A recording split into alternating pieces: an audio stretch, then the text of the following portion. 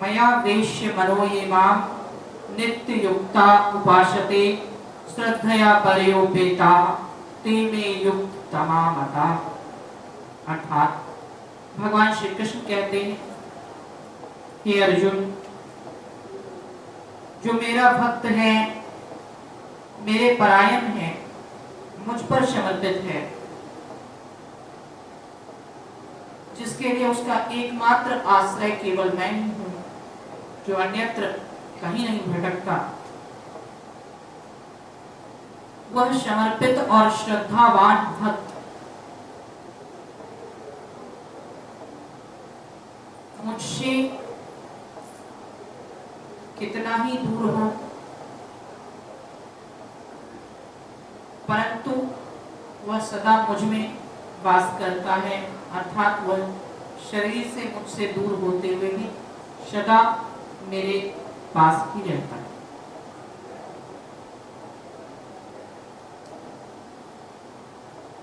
भगवान श्री कृष्ण के इस महावाक्य से स्पष्ट होता है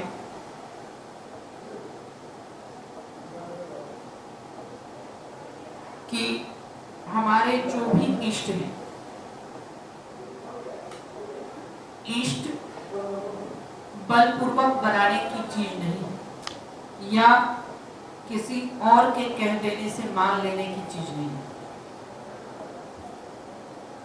जिनके प्रति आपका अत्यधिक प्रेम हो, अत्यधिक लगन हो, अत्यधिक विश्वास हो, ऐसे किसी एक संत महापुरुष या अवतारी को आप अपना इष्ट बना सकते हैं, परंतु वह इष्ट एक ही होना चाहिए, अनेक नहीं। क्योंकि जैसे जलाशय में भी वही जल है, सरोवर में भी वही जल है, नदी में भी वही जल है, तालाब में भी वही जल है और समुद्र में भी वही जल है। ठीक उसी प्रकार आप जिनको एक निष्ठ इष्ट मानते हैं, चाहे वो राम हो, श्री कृष्ण हो, कबीर हो, तुलसी हो या अन्य कोई संत हो, कोई अवतारी पुरुष हो, कोई भी,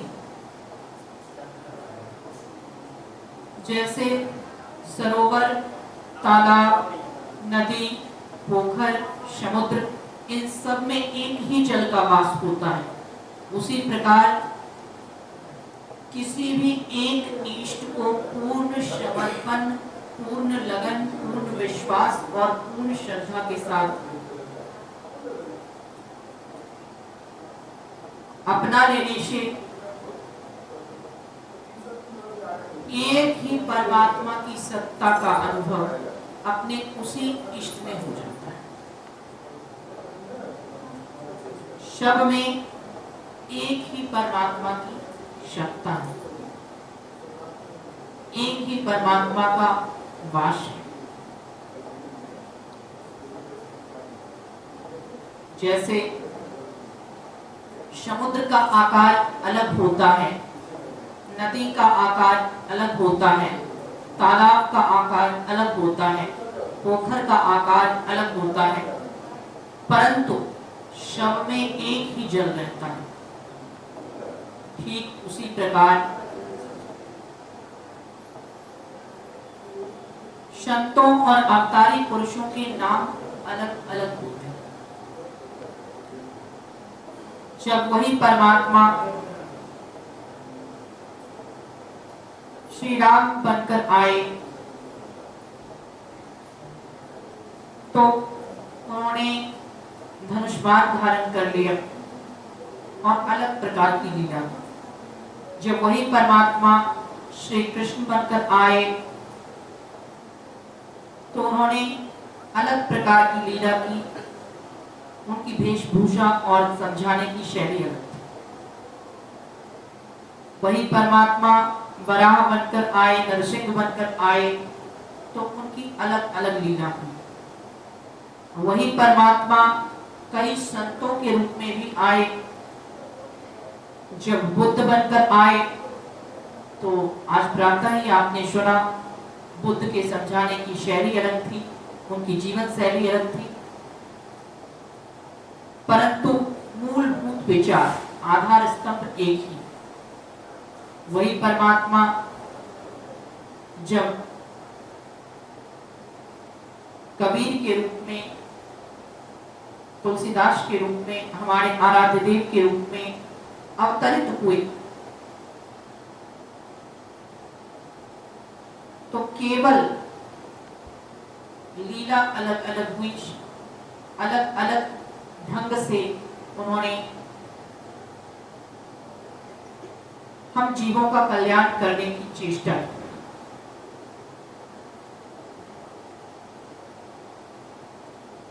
जैसे गणित के एक ही प्रश्न को कई अलग अलग तरीकों से बनाया जाता है, परंतु उत्तर एक समान ही मिलता है।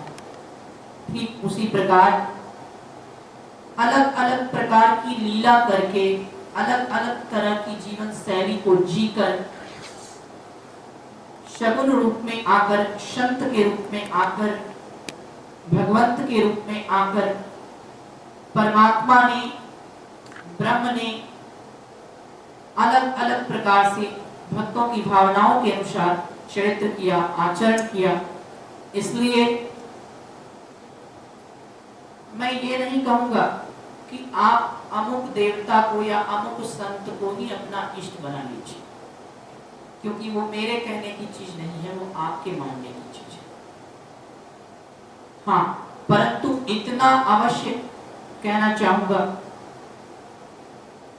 कि इष्ट कभी बदलने की चीज नहीं है। आप जिनको भी बनाएं, यदि आपकी श्रद्धा गुरु महाराज के प्रति है तो उनको समर्पित हो जाए, या फिर यदि आपकी श्रद्धा श्री राम के प्रति है तो उनको समर्पित हो जाए, या फिर श्री कृष्ण के प्रति है तो उनको समर्पित हो जाए, या किसी अन्य संत के प्रति है तो उनको समर्पित हो जाए। परंतु आप जिनको भी समर्पित हो उनके प्रति एक निष्ठ समर्पण होना चाहिए। उनके मंत्र का जप, उनका एक निष्ठ ध्यान, और उनके अतिरिक्त कहीं इधर उधर अन्यत्र 10 स्थानों पर भटकना न रह जाए। यही इष्ट का हमारे जीवन में महत्व है। परंतु जैसे आप एक ही होते हैं पर आपके वस्त्र अलग अलग होते हैं, ठीक उसी प्रकार परमात्मा तो एक ही, बस भक्तों के लिए उनके चरित्र अलग अलग होते हैं। जिस एक इष्ट को आप समर्पित हो जाएं तो वह समर्पण ऐसा होना चाहिए कि चाहे अच्छा हो, बुरा हो, सुख हो, दुख हो, परेशानी आए या कुछ भी आए, परंतु हमारे समर्पण में, हमारे विश्वास में, हमारे लगन में, हमारी श्रद्धा में कोई कमी नहीं होनी चाहिए। भगवान रमन महर्षि एक महान संत हुए। जब उनकी उम्र अधिक हो गई, शरीर से थोड़े दुर्बल हो गए, तो उनके एक शिष्य ने उनसे पूछा, महाराज आपका शरीर दुर्बल हो गया, फिर भी आपको कोई चिंता नहीं, आपकी आयु खत्म होती जा रही है, खत्म होती जा रही है, फिर भी आपको कोई चिंता नहीं। शरीर के दुर्बल होने के पश्चात, आयु के खत्म होते रहने के पश्चात भी आपके मुख पर वही सरलता, वही सहजता अभी भी विद्यमान है। ऐसा कैसे? आपको तनिक भी भय नहीं लगता? अब ये शरीर कब चला जाएगा कोई ठिकाना नहीं। भगवान रमन महर्षि ने अपने उस शिष्य को उत्तर देते हुए कहा,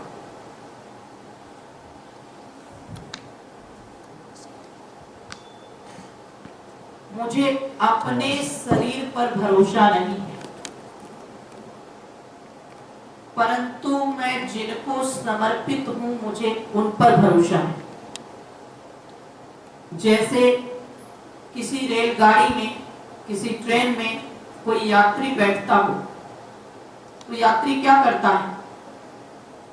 रेलगाड़ी में चढ़ते ही उसके जितने भी सामान होते हैं, जो भी भारी भरकम चीजें होती हैं, उसको नीचे रख देता है और स्वयं आराम से बैठ जाता है। अब कोई पागल ही होगा, कोई बेवकूफ ही होगा जो कि रेलगाड़ी में बैठने के बाद भी सामान को अपने सिर पर ढोता है। जो गाड़ी सामान के साथ आपके भार को ढोने में सक्षम है, आप जान रहे हो इस पर मैं बैठ गया हूं, यह मुझे भी गंतव्य स्थान तक ले जा सकती है और मेरे साथ जितने भारी भरकम सामान हैं सबको यह उस गंतव्य स्थान तक पहुंचा सकती है, तो फिर मुझे स्वयं से बोझ उठाते रहने की क्या जरूरत है? आराम से बोझ नीचे रखो और जहां बैठना है बैठकर यात्रा कर लो। ये सामान्य सिद्धांत है। कोई रेलगाड़ी में बैठने के बाद भी, ट्रेन में बैठने के बाद भी अपने सामान को, अपने भारी भरकम वजन को माथे पर, सामान के वजन को माथे पर लेकर तब रेल में यात्रा करें तो लोग क्या कहेंगे? ये कैसा मंदबुद्धि है, ये कैसा व्यक्ति है। कहने का अर्थ यह है कि जिस प्रकार यात्रा में यात्री जानता है कि सामान को अब अपने सिर से उतार कर गाड़ी में रख देता हूं क्योंकि मैं बैठ गया हूं, सामान इसी गाड़ी में चढ़ गया, अब मुझे चिंता करने की कोई जरूरत नहीं है। ठीक उसी प्रकार आप अपने इष्ट को समर्पित हो जाएं, आप ईश्वर के, परमात्मा के भक्त हो जाएं, आप पूर्ण आर्त भाव से, पूर्ण विनम्र भाव से, पूर्ण भावुक भाव से, पूर्ण गदगद भाव से परमात्मा की भक्ति में लग जाएं, भक्ति रूपी ट्रेन में बैठ जाएं और टेंशन का जो बैग है, टेंशन रूपी जो सामान है, उसको अपने माथे से उसी गाड़ी पर उतार कर रखें, यानी नीचे रखें। कहने का अर्थ क्या है? अब अधिकतर लोग क्या करते हैं? गाड़ी में बैठ गए यानी भक्ति करने लग गए, भक्त तो बन गए, इष्ट पर समर्पित हो गए, लेकिन दुनियादारी का सारा टेंशन अपने माथे पर लेकर बैठे हुए। तो जैसे रेलगाड़ी में कोई यात्री सामान को माथे पर लेकर नहीं चलता है, सामान को नीचे लेकर चलता है, नीचे गाड़ी के अंदर नीचे रख देता है और स्वयं आराम से बैठकर चलता है, उससे शिक्षा लेनी चाहिए। भक्ति रूपी ट्रेन में आप बैठ चुके हो, आपके इष्ट इस भक्ति रूपी गाड़ी को चला रहे हैं, आप बस सच्चे भक्त बनकर बैठ जाओ और पुत्र का क्या होगा, भाई बंधु का क्या होगा, बाल बच्चे का क्या होगा, दुकान का, मकान का क्या होगा, ये टेंशन, वो टेंशन, ये समस्या, वो समस्या, जितनी चीजें हैं उन सब को भी अपने इष्ट के भरोसे अपना कर्म करते हो। कर्म करना क्या है? जब हम गाड़ी में बैठेंगे ही नहीं तब तो सामान खुद से ही लेकर चलना पड़ेगा, लेकिन जब गाड़ी में बैठ जाते हैं तो सामान खुद से लेकर चलने की आवश्यकता नहीं होती।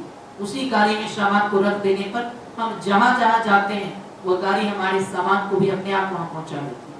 कहने का मतलब यह है कि पूर्ण समर्पित भक्त बन जाने के पश्चात अपने माथे पर अतिरिक्त बोझ लेकर चलने की आवश्यकता नहीं है। भक्ति रूपी गाड़ी में बैठ गए हो, तो आपकी समस्या रूपी जो गठरी है, समस्या रूपी जो भार है, चिंता रूपी जो भार है, जिसको आपने अपने जीवन रूपी कांधे पर लादा हुआ है, उस चिंता रूपी भार को भी अपने इष्ट के भरोसे भक्ति रूपी गाड़ी पर नीचे उतार कर रख दो। यह आपके भरोसे जैसे लेकर चलना है चलो। विश्वास रखो कि आप अपने आप वहां पहुंच जाओ। जैसे गाड़ी में आप रहते हो और आपका सामान रहता है, आपको अलग से ले जाना नहीं पड़ता, आप आराम से बैठे रहते हो, आप ऊपर बैठते हो, सामान नीचे रहता है और गाड़ी अपने आप सामान को वहां पहुंचा देती है जहां आप जाते हो। कहने का अर्थ यही है, आप सच्ची भक्ति करोगे, आप अपने इष्ट के प्रति समर्पित रहोगे। इष्ट का चुनाव मेरे कहने पर मत करना, आप इष्ट का चुनाव करो लेकिन अपने दिल से करो, जिनको मानना चाहो, लेकिन बदलना मत। किसी एक इष्ट को आप समर्पित हो जाओ, सब में एक ही फल मिलेगा। कोई छोटा, कोई बड़ा, कोई ऊंचा, कोई नीचा नहीं, सब में एक ही परमात्मा है। तो किसी भी एक इष्ट को, किसी अवतारी महापुरुष को, किसी भगवान को या किसी संत को, किसी एक इष्ट को मान लो, उनके प्रति समर्पित रहो और उनकी भक्ति रूपी ट्रेन में स्वयं बैठ जाओ और चिंता रूपी जो गठरी है, जिसको आपने अपने कंधे पर लादा हुआ है, समस्या रूपी जो बोझ है जिसको आपने अपने सिर पर लादा हुआ है, उसको भी उस भक्ति रूपी गाड़ी में आराम से रख दो और आराम से बैठकर यात्रा करते रहो। भक्ति रूपी गाड़ी जहां जाकर रुकेगी वह परमात्मा की प्राप्ति का स्टेशन होगा, वही मोक्ष, वहां कल्याण हो जाएगा। इस बात पर पूर्ण विश्वास रखिए। इस वीडियो को लाइक करें, हमारे चैनल को सब्सक्राइब कर बेल आइकन जरूर प्रेस करें। हमारी न्यू वीडियो सबसे